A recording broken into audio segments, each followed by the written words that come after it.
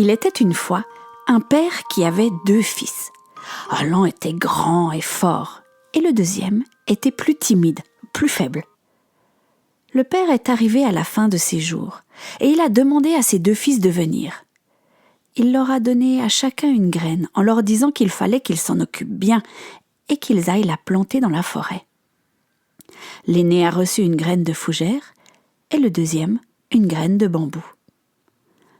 Le père a rendu son dernier souffle, laissant les 2 frères dans un grand chagrin. Ils sont donc allés dans la forêt pour planter leurs graines. Le premier, qui était grand et fort, n'a eu aucune difficulté à rejoindre la forêt, planter sa graine, faire des allers-retours avec de l'eau pour arroser la terre. Pour le deuxième, ça a mis plus de temps. Il a planté sa graine dans la terre, il est allé chercher péniblement un seau d'eau et puis il a arrosé. Et chacun a attendu. Chaque jour, ils allaient voir si leur graine était sortie de terre. Et puis, un jour, celle du frère aîné, la fougère, a pointé le bout de sa feuille, tout arrondi comme une boucle. Rapidement, la plante s'est mise à pousser. Le deuxième a constaté que la sienne n'était pas sortie. C'était un peu décourageant, mais il n'arrêtait pas de se dire « Non, je ne vais pas renoncer. Mon père m'a donné cette graine, je vais la faire pousser. » La première année, les fougères avaient bien grandi. Elles étaient devenues hautes, belles, avec leurs feuilles toutes dentelées. Celle du bambou n'avait rien donné.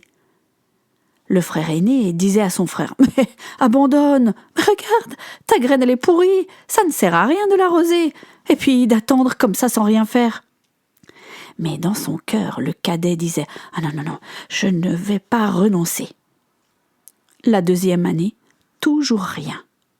La troisième année est passée. Le frère cadet était toujours assis à côté de sa graine, qui n'avait pas germé, et les fougères autour de lui avaient envahi le parterre. Chaque jour, le plus jeune transportait des seaux d'eau pour aller arroser sa graine.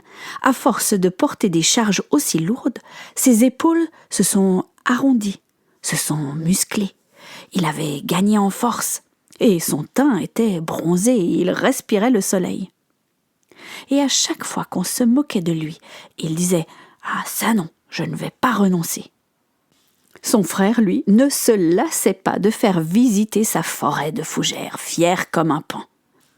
Mais au fil des mois, le frère aîné a remarqué que certaines fougères commençaient à brunir et comme si elles se flétrissaient au soleil. Et voilà qu'un jour, au bout de la 5e année, une petite pousse, là où le garçon bambou avait planté sa graine, s'est mise à pousser.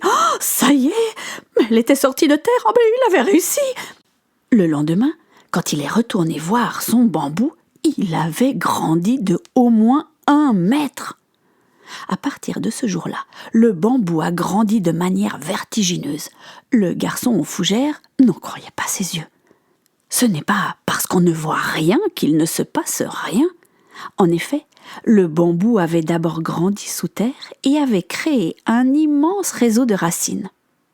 La 6e année, le bambou avait tellement grandi qu'il s'était transformé en forêt. Il y avait de l'ombre et de la fraîcheur, ce qui était parfait pour les fougères. Un soir, le plus jeune des frères a eu un rêve dans lequel son père lui parlait. Il lui a dit « Tu vois, pendant des années, tu n'as rien vu, mais tu as gagné en force en luttant pour faire pousser ton bambou. Tout comme ta plante, qui a d'abord fait grandir ses racines, ça lui a donné ce dont elle avait besoin pour vivre.